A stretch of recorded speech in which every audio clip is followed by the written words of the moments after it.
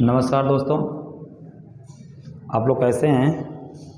हमें उम्मीद है कि आप बहुत अच्छे होंगे। तो आइए हम लोग आज एक हिंदी का चैप्टर शुरू करते हैं। एक्चुअल में देखिए, किसी भी भाषा को सीखने के लिए, मेरी बात को आप लोग ध्यान सुनिएगा, किसी भी भाषा को सीखने के लिए हमें व्याकरण का ज्ञान होना अत्यंत आवश्यक है। चाहे वह हिंदी भाषा हो, संस्कृत भाषा हो या फिर अंग्रेजी भाषा हो, जब तक हमको व्याकरण का ज्ञान नहीं रहेगा तब तक हम उस भाषा को नहीं सीख सकते हैं। यह बहुत ही महत्वपूर्ण बिंदु है। व्याकरण क्या करता है? व्याकरण भाषा को शुद्ध करता है, उसकी शुद्धता को बनाए रखता है। व्याकरण में भी गणित और विज्ञान की तरह सब कुछ सिद्ध है। व्याकरण में हम किस तरह से शब्दों को व्यवस्थित किया जाए, मतलब उसकी क्रमबद्धता को हम अच्छे से समझते हैं। व्याकरण क्या करता है? व्याकरण किसी भाषा को शुद्ध शुद्ध लिखने, शुद्ध शुद्ध बोलने के तरीके को बताता है। तो आइए हम लोग व्याकरण की शुरुआत करते हैं। व्याकरण क्या है? जो कि किसी भाषा को शुद्ध बनाता है। उसके अंतर्गत हम लोग सबसे पहले वर्णों का अध्ययन करेंगे, वर्ण। उसके बाद वर्णमाला का अध्ययन करेंगे। अभी वर्ण क्या होता है?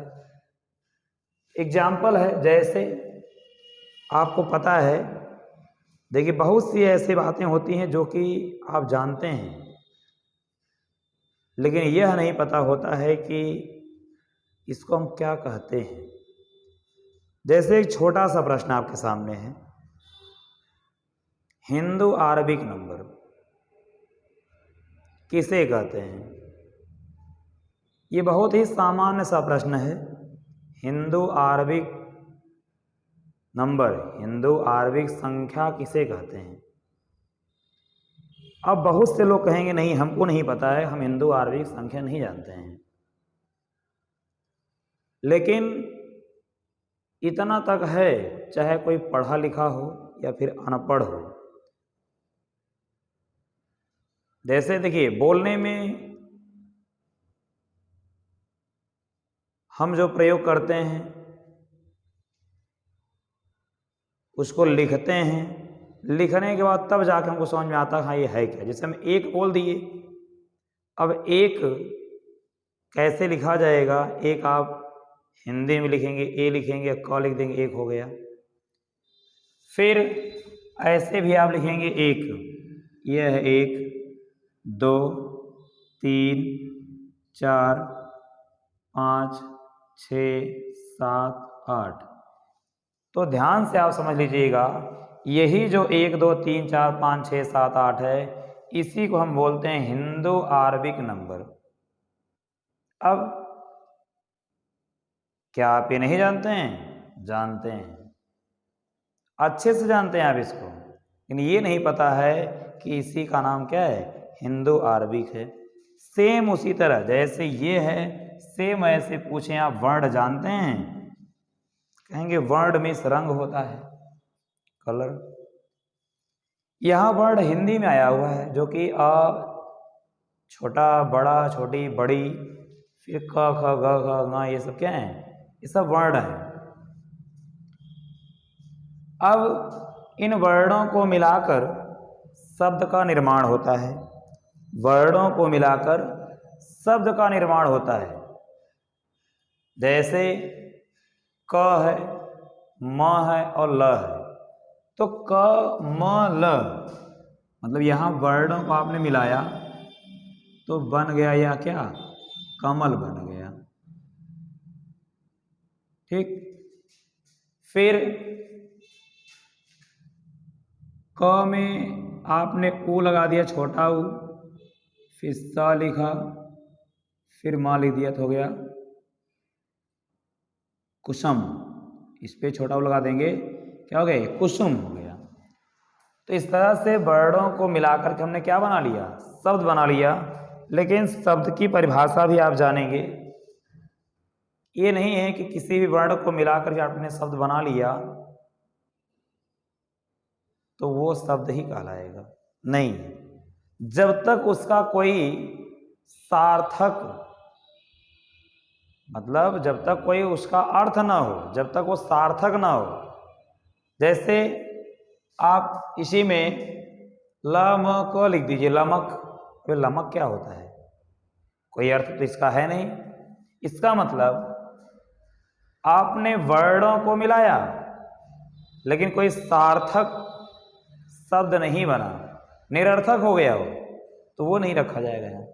फिर शब्दों को मिलाने से क्या बनता है, वाक्य। जैसे राम घर जाता है, राम एक शब्द है, घर एक शब्द है, जाता एक शब्द है, तो राम घर जाता है क्या हो गया, एक शब्द हो गया, सॉरी राम शब्द हो गया, ठीक है, राम शब्द हो गया, घर शब्द हो गया, जाता शब्द हो गया, है शब्द हो गया। अब इनको आपने मिला दिया तो आ गया क्या, राम घर जाता है। ठीक, अब यह क्या बन गया, वाक्य बन गया। लेकिन वाक्य भी आप उसी कहेंगे जो एक पूर्ण अर्थ दे। जब तक वह पूर्ण अर्थ नहीं देगा तब तक आप उसको वाक्य नहीं कर सकते हैं। वाक्य तभी होगा कि उसका कोई अर्थ निकले। फिर वाक्यों को मिलाने से भाषा बनती है, वाक्यों को मिला देने से क्या बनती है, भाषा। इसका मतलब हम शुरू कहाँ से किए थे, वर्ण से, अंत कहाँ हो गया, भाषा। और आप भाषा ही पढ़ने वाले हैं, कौन सी भाषा, हिंदी भाषा। तो आज से ये हमारी क्लास कंटिन्यू आपको यूट्यूब चैनल पर मिलेगी और आप लोग हमारे चैनल से लगातार जुड़े रहेंगे तो हम आपको हिंदी भाषा के संपूर्ण व्याकरण को समाप्त करने की कोशिश करेंगे, जिसके लिए आपको मेरे चैनल को सब्सक्राइब करना होगा, बेल आइकन को प्रेस कर दीजिएगा, जिससे आपको जो भी मेरी क्लासें पढ़ती हैं, ऑनलाइन या ऑफलाइन जो भी हैं चलती हैं, वो यूट्यूब पे हम शेयर करेंगे तो आपको नोटिफिकेशन मिल जाएगा, आप लोग वीडियो आराम से देख लेंगे। ठीक, इसको मतलब सब्सक्राइब कर दीजिए, लाइक और शेयर इतना आप करेंगे जिससे हमको भी थोड़ा सा हेल्प मिलेगा, मेरा भी फ़ायदा होगा, उसमें आपका भी फ़ायदा होगा। ठीक है, तो देखिए यहाँ पर तो हम लोग कहाँ पहुँच गए, भाषा की सबसे छोटी इकाई, एक मिनट, वाक्यों को मिलाने से क्या बन गई, भाषा, भाषा बन गई। तो इसका मतलब भाषा की सबसे छोटी इकाई कौन है, वर्ण। भाषा की सबसे छोटी इकाई कौन होती है, वर्ण। और भाषा क्या होती है, ये सबसे बड़ी इकाई है। ठीक, सबसे छोटी इकाई कौन होती है, वर्ण। और भाषा क्या है, सबसे बड़ी इकाई है। देखिए बड़ी इकाई क्यों है, क्योंकि आप जो भी बोलते हैं वह किसी न किसी भाषा में ही बोलते हैं। और जब आपकी भाषा को कोई समझ नहीं पाएगा, इसका मतलब कि या तो आप बोल नहीं पा रहे हैं सही से, और या तो वह व्यक्ति अच्छे से समझ नहीं पा रहा, उसको भाषा का ज्ञान ही नहीं है। मतलब समझने के लिए और बोलने के लिए भाषा का ज्ञान होना अत्यंत आवश्यक है। ठीक, देखिए वर्ण की विशेषताएं। अब हम लोग आते हैं वर्ण को पढ़ेंगे तो वर्ण की क्या विशेषताएं होती हैं। तो मिला कि वर्ण भाषा की सबसे छोटी इकाई है। वर्ण क्या है, भाषा की सबसे छोटी इकाई है। फिर ध्वनि क्या है, देखिए एक है ध्वनि और एक है वर्ण। ध्वनि वर्ण का मौखिक रूप है। जैसे जब हम बोलते हैं तो उस किसको बोलते हैं? वर्ण को। और क्या निकलती है उसमें? ध्वनि निकलती है। जब हम बोलते हैं, मौखिक मीन्स बोलना, ठीक। जब हम बोलते हैं वाइवा, जब हम बोलते हैं तो क्या बोलते हैं? वर्ण को बोलते हैं। और निकलता क्या उसमें से? ध्वनि। और फिर जब हम लिखते हैं, ठीक, तो वहां पे हम देखिए वर्ण ध्वनि का लिखित रूप है। लिखते हैं किसको? वर्ण को। देखिए बोलते हैं वर्ण को और लिखते भी हैं किसको? वर्ण को। नहीं, बोलते भी हैं वर्ण को, ध्वनि निकलती है, और लिखते भी हैं वर्ण को। तो वर्ण क्या है? ध्वनि का लिखित रूप है। देखिए जब कोई बोला तो वर्ण बोला, जब कोई बोला तो वर्ण बोला, ठीक। तो इसका मतलब देखिए वर्ण बोला तो क्या निकली? ध्वनि। इसका मतलब ध्वनि जो है वर्ण का क्या हो गया? मौखिक रूप हो गया। नहीं, वर्ण का मौखिक रूप क्या हो गया? ध्वनि हो गई। फिर वर्ण क्या है? वर्ण उसी ध्वनि का, जैसे हमने बोल रहे हैं ध्वनि निकल रही है, अब कोई उसको लिख रहा है। हम बोल रहे हैं और ध्वनि निकल रही है, कोई उसको लिख रहा है, तो किसको लिख रहा है वो?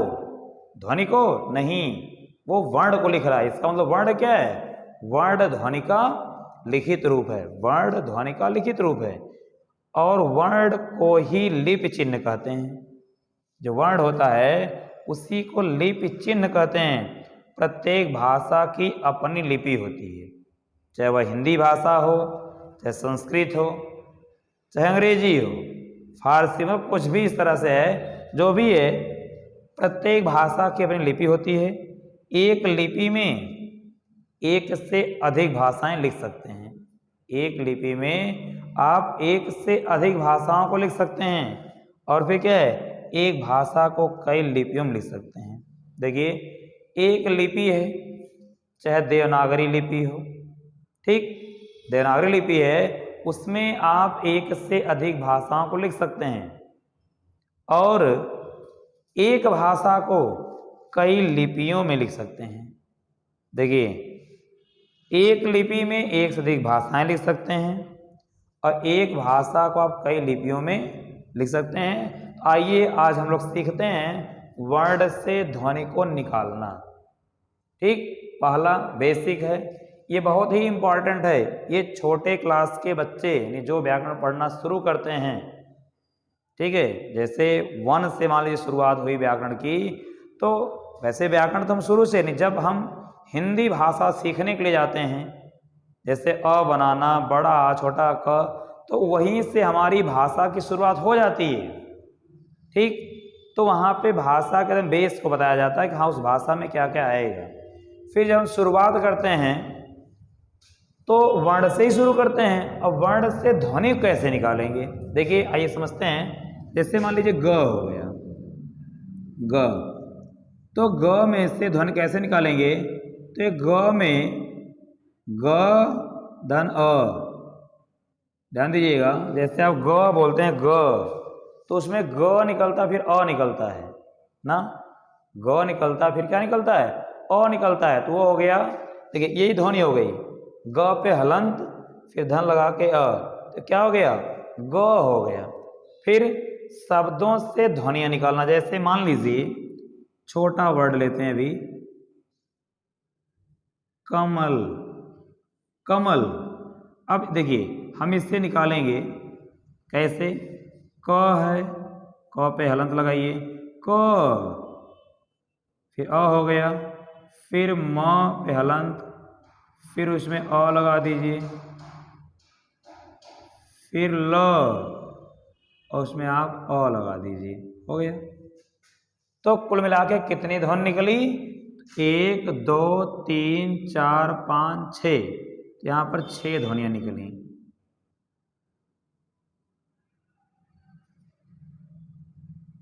ठीक है, यहाँ पर कुल मिला के 6 ध्वनियां निकली हैं। 1 2 3 4 5 6। थोड़ा सा हम लोग हार्ड पे चलते हैं, ज़्यादा नहीं, थोड़ा सा, जैसे यही है,